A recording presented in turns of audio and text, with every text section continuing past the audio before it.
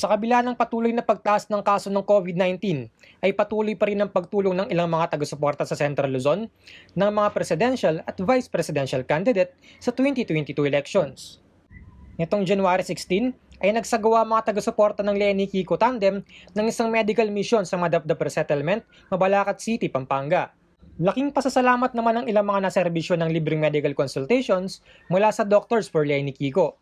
Ayon sa mga residente, ay malaking tulong umano sa kanila ang isinagawang programa. Maliban sa libreng medical check-up, ay namigay din ng mga taga-suporta ng Lenny Kiko Tandem ng mga libreng medisina para sa mga residente. Tumagal ang medical mission mula alas 8 ng umaga hanggang alas 12 ng tanghali.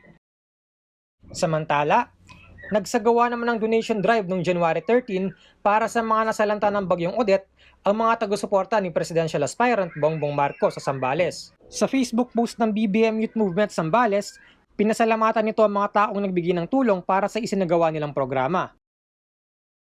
Samantala, namigay naman ng libreng t-shirt at vitamin C ang mga taga-suporta ng Isko Ong Tandem sa Nueva Ecija. Ayon sa Facebook post ng Isko para sa Nueva Ecija, asahan umano ang patuloy nilang pag-iikot sa probinsya upang maipaabot ang mga t-shirt at vitamina na mula umano sa tambalang Isko Moreno at Doc Willie Ong. Marian Lozano, CLTV News.